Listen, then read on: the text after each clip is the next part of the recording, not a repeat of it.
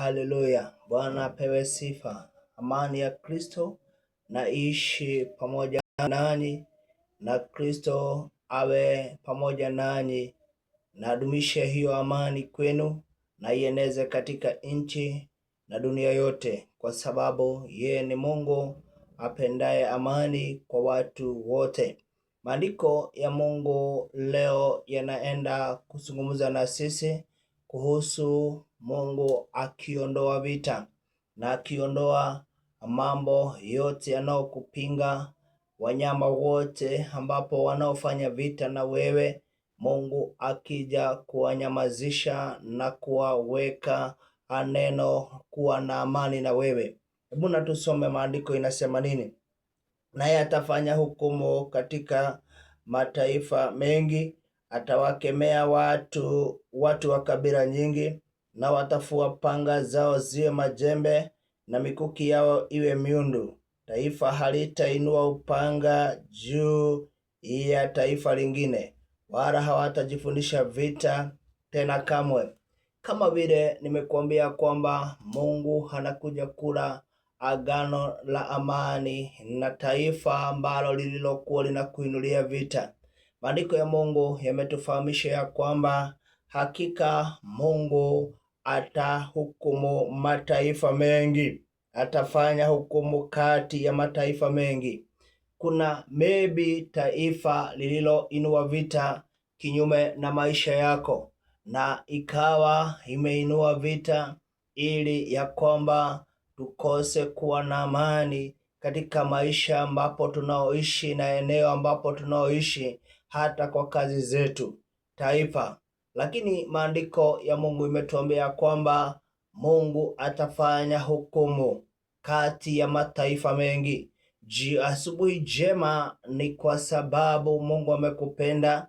Maandiko ya Mungu yanakusungumuzia ya kwamba Jehova amewachilia hukumu yake ili ya hukumu hiyo taifa ambao linaokuonea wivu, hiyo taifa linaoinua vita kinyume na maisha yako, taifa hilo ambapo linaoinukia nchi yako, taifa hilo ambao limejipanga na jeshi lake ili ya kwamba lifanye vita na hiyo nchi na ifanye vita na maisha yako.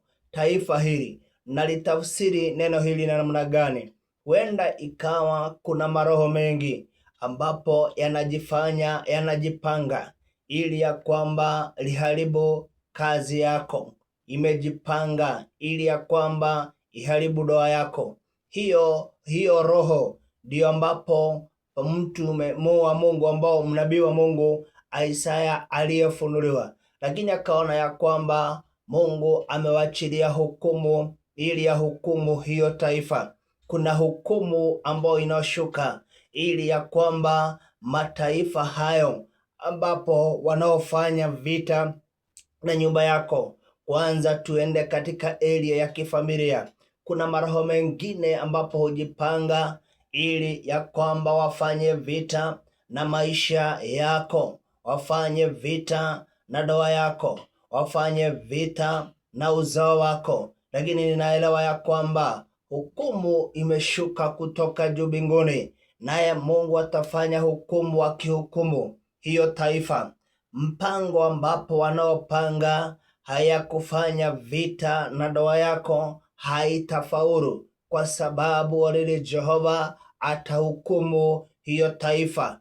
Taifa hilo wenda ni mchawi ameinuliwa ili ya kwamba afanye vita na wewe, nawe angushe kazi yako, angushe biashara yako, akuvutishe kazi ili uishi katika upwekwe na umasikini. Taifa hilo la muganga jioni ya leo, uganga wake, asubuhi jema uganga wake na mienendo yake na sauti zake na jeshi lake litahukumiwa. Halina mamlaka tena, maana hukumu itakapofika, maaskari ambapo ni malaika wa Mungu na makerubi watashuka na kumshika na kumtia katika jela ya mateso. Aliinua na akaja na vita vyake ili akuangamize na uweze kuangamia na kuisha. Lakini mbingu inasema ya kwamba hukumu yake ni siku ya leo. Naona wakishikwa wote hiyo taifa na kuwekwa katika jela ya mateso. Walidhani ya kwamba watakutesa, lakini Jehova ndiye atakayewatesa. Furahia Mungu jioni ya leo, furahia Mungu siku ya leo, kwa sababu Jehova amesema ya kwamba atawahukumu. Sikiliza maandiko ya Mungu venye inavyosema. Inasema atafanya hukumu kati ya mataifa mengi, atakemea watu wa kabila nyingi, na watafua panga zao ziwe majembe. Kile walichokuwa wamewaza watakutendeza. Mimbi walichukua upanga ili ya kwamba wakuangamize, lakini maandiko ya Mungu inasema ya kwamba kwa kukemea kwake Jehova, hakika lile taifa lile la watu waliokuwa wanadhani kuja kukutesa, panga zao zenye walikuwa wameandaa ya kwamba watakuharibia kazi nazo, watafanya vita na wewe wakuangamiza na uishe, tazama zitageuzwa ziwe majembe. Hivyo ni kumaanisha ya kwamba akili waliokuwa, hekima ambao waliokuwa natumia ya kwamba itakuangamiza, itageuzwa itakuwa msaada kwako, maana watakulimia na kufanya kazi katika eneo lako. Furahia Mungu, kwa sababu hukumu itakapofika ya Jehova anageuza mambo. Mshale ambao aliyokuwa ameutunga ili ya kwamba akudunge nao, utageuzwa uwe upanga wa kukata na kutengeneza kuta zako, kwa sababu fensi zako, kwa sababu Jehova amesema amefanya hukumu na atakemea lile taifa. Hiyo makusudio na malengo yao ya wewe uishe, hautaisha bali ni kuendelea, utaendelea, kwa sababu Jehova amesema atahukumu hiyo taifa. Mstari huo unashuka chini, nasema ya kwamba nao watafua panga zao ziwe majembe na mikuki yao iwe miundu. Taifa haitainua upanga juu ya taifa lingine, wala hawatajifundisha vita tena. Hivyo vita katika maishani mwako, Mungu anasema ya kwamba hakika imeisha. Ninaamini ya kwamba hata katika maisha ambapo tunaoishi, wale ambao wanaojipanga kufanya vita na sisi, Mungu amesema ya kwamba hakuna vita tena. Hakuna taifa itainulia taifa lingine upanga,